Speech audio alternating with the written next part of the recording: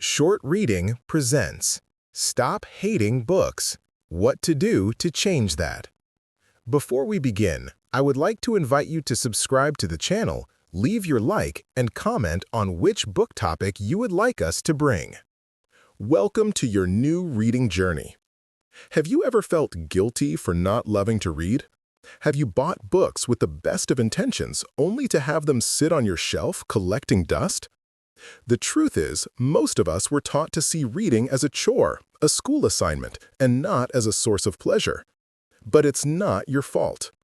Reading is a gateway to infinite worlds and ideas, and this book was created to help you find the key. This isn't about reading more, faster, or better books. It's about deconstructing the barriers that have held you back and discovering the type of reading that genuinely excites you. Get ready to let go of the guilt, find your story, and finally fall in love with reading. Chapter 1. The Inner Enemy. You've probably heard it 100 times. Reading is important. From a young age, it's presented as a mandatory chore, a key to success, or a virtuous habit. But what if you hate it? What if the idea of sitting down with a book feels like a punishment rather than a pleasure? If that's you, know this: you are not alone. And the truth is, your feeling isn't a flaw in you, but a symptom of how we've been taught to approach reading. The inner enemy you're fighting isn't your own lack of discipline, but a series of ingrained beliefs and pressures that have soured the experience. To win this battle, we first need to understand where the aversion comes from. The school trauma. For many, the hatred of reading begins in a classroom. Books are assigned, not chosen. You're forced to read dense, difficult texts on a strict deadline, and then you're tested on them. Reading stops being an act of discovery and becomes a test of endurance. We learn to associate books with stress, deadlines, and judgment. We are taught to read for analysis, not for enjoyment. This is the first and most powerful seed of resentment. The social pressure. In the modern world, reading has become a performance. People post photos of their impressive book stacks on social media. They talk about must-read books that everyone is supposedly reading. This creates a pressure to consume specific types of literature, often dense classics or trendy nonfiction, just to be part of the conversation. When you try and fail to get through one of these books, you feel like a failure yourself. You start to believe you're not a reader, when in reality, you've just been reading for the wrong audience. Everyone but yourself. The distraction economy. Your brain is hardwired for instant gratification. When you're used to the rapid-fire dopamine hits of social media, binge-watching, and video games, the slow, deliberate pace of reading can feel like a chore. The quiet act of sitting with a book has to compete with an entire world of noise and excitement. Your brain isn't broken. It's simply been trained to prefer speed and novelty. Acknowledging this competition is the first step to winning it. The wrong book problem.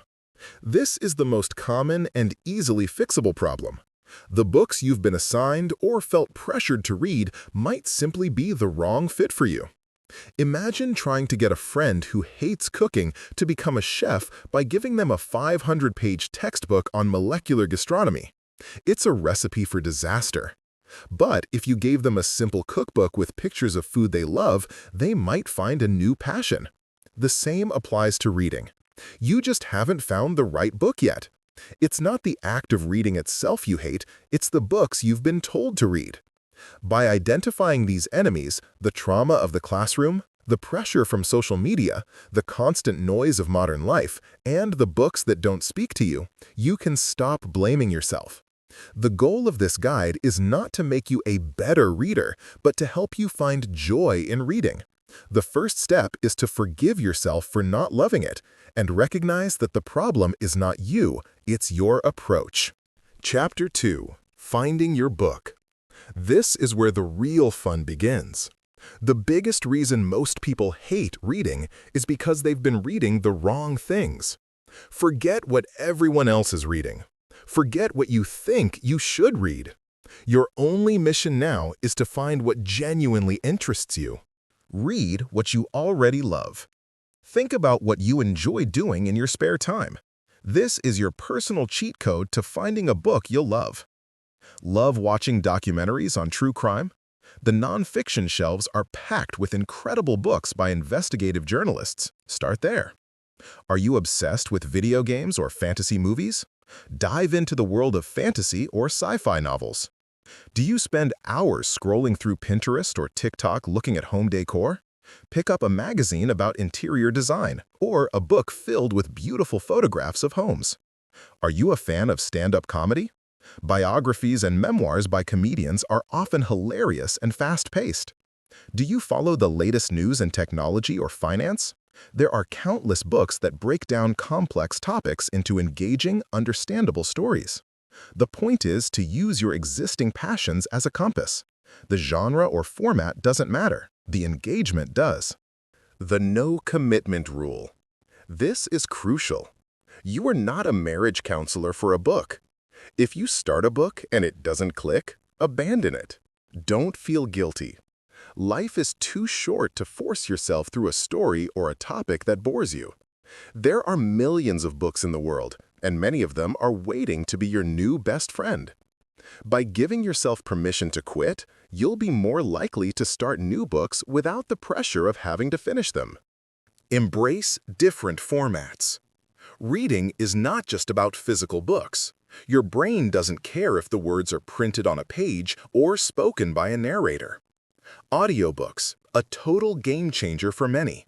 You can listen while you commute, exercise, or do chores. This is reading without the intimidation of the page. eBooks. They allow you to carry an entire library in your pocket. The ability to read on a phone or tablet can make it feel less formal and more accessible. Plus, you can change the font and size, which can make a huge difference. Graphic novels and comic books. Don't dismiss them. They are a legitimate and fantastic form of storytelling. The visual elements can make the story move faster and keep you engaged. Your goal is to build momentum, not to impress anyone. The more you find yourself enjoying a story, the more you'll want to continue. The format is just the vehicle for the words. How to start the hunt. Go to a bookstore or library. Don't go with a plan. Just wander through the sections that intrigue you. Pick up books based on their covers or titles. Read the first page. If it catches your attention, get it. If not, move on. Ask a friend. Find someone you know who loves to read and ask them for recommendations. But be specific. Tell them what movies or shows you like, and they can suggest a book that matches. Use online resources. Goodreads and other book-focused sites have recommendation engines that can suggest books based on your interests. Remember, the goal is not to become a reader. The goal is to find a book that captivates you so much you forget that you ever hated reading. The right book is out there waiting for you. Chapter 3. Small Steps, Big Gains. Now that you've got a list of books you're genuinely interested in, it's time to face the most common hurdle, consistency. The reason most people fail to build a habit isn't a lack of motivation, but a lack of a clear, achievable plan. This chapter is about setting yourself up for success by breaking down the overwhelming act of reading more into a series of small, effortless steps. The key principle here is to start so small you can't say no. Forget about reading for an hour or even 30 minutes.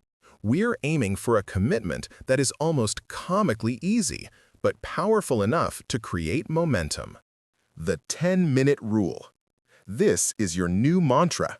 The only rule you have to follow is to read for a minimum of 10 minutes per day. That's it. This isn't about finishing a chapter or reaching a page count. It's about showing up. Why 10 minutes? It's a low-pressure commitment. You can find 10 minutes in your day, no matter how busy you are. It's not a chore, it's a micro-task. What does 10 minutes look like? It could be just a few pages, a short article, or the introduction to a book. The action of opening the book is more important than the amount of reading you do. Once the 10 minutes are up, you have two options. Stop and go on with your day and feel good about accomplishing your goal, or keep reading if you feel like it. Often, you'll find that once you get started, the momentum carries you forward. Connect reading to an existing habit. Habits are easier to build when they're linked to something you already do automatically. This is called habit stacking. Find a moment in your daily routine where you could easily slip in your 10 minutes of reading. Morning coffee. Instead of scrolling on your phone, read your book while you drink your coffee. Lunch break. Read a few pages before you eat your lunch. Waiting in line. Pull out your e-reader or phone and read an article instead of checking social media. Before bed. Place your book on your pillow. The act of seeing it there will remind you to read for a few minutes before you fall asleep. This is a great way to wind down and replace screen time. Create a reading spot. Your environment plays a huge role in habit formation. Designate a specific, comfortable place in your home that is solely for reading. Find a cozy chair by a window. Make sure there's good lighting. Keep your book and maybe a glass of water there. This creates a mental shortcut. When you sit in that chair, your brain knows it's time to read. The physical space becomes a trigger for the desired behavior. Don't break the chain. Seeing your progress can be a powerful motivator. Get a calendar, either a physical one or an app, and every day you complete your 10 minutes of reading, put an X on that day.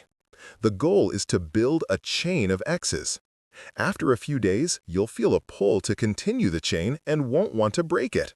This gamification turns a chore into a challenge. Silence the distractions. For your 10 minutes of reading, you need to create a distraction-free zone. Your brain is wired to respond to every notification and ping. Put your phone in a different room or on Do Not Disturb mode. Turn off the TV. Tell your family or roommates you need 10 minutes of uninterrupted time.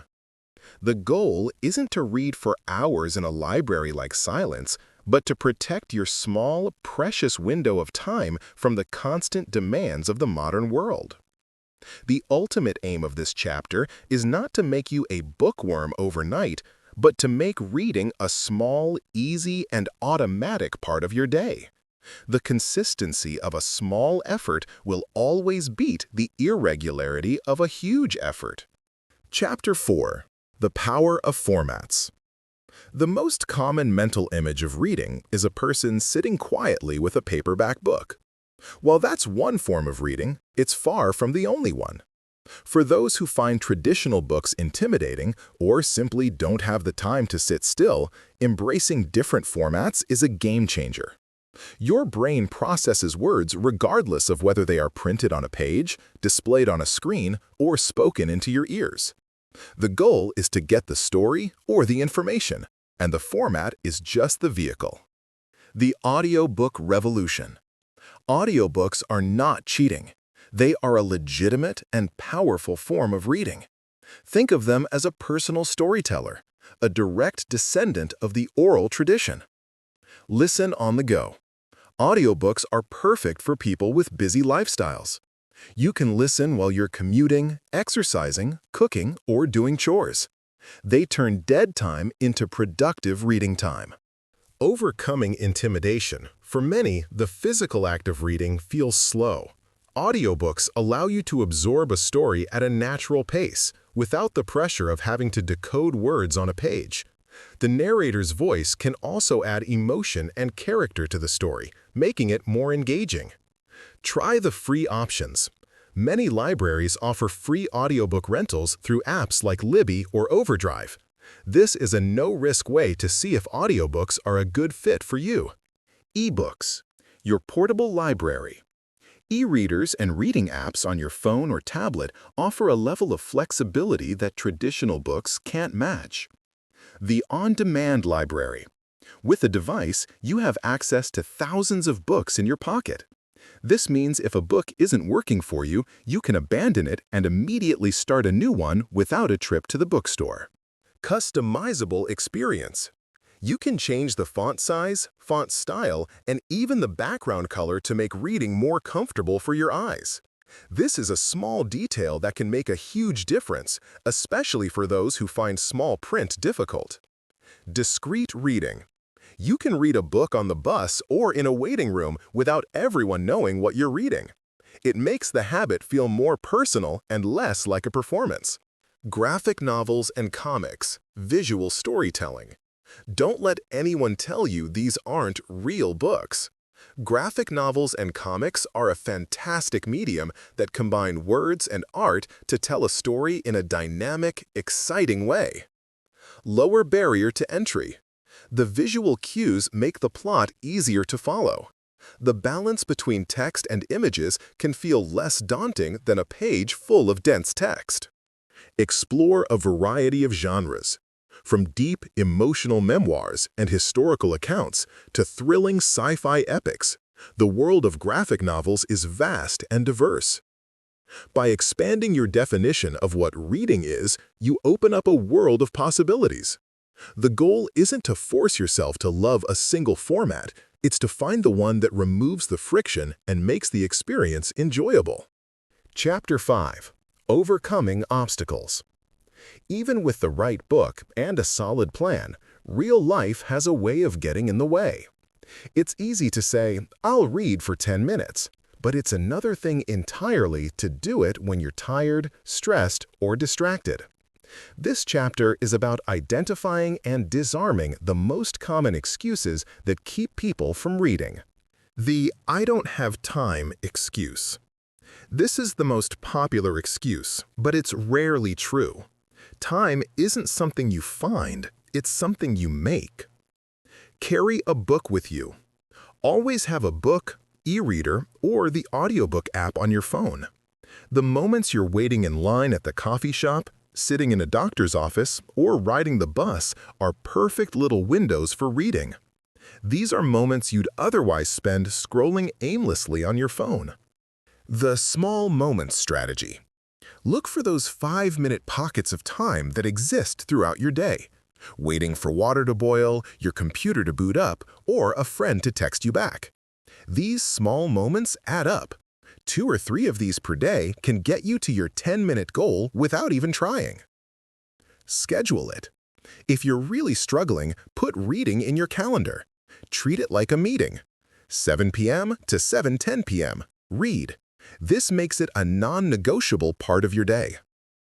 The "I'm too tired" excuse. Your brain is exhausted after a long day of work. The last thing you want to do is exert more mental energy.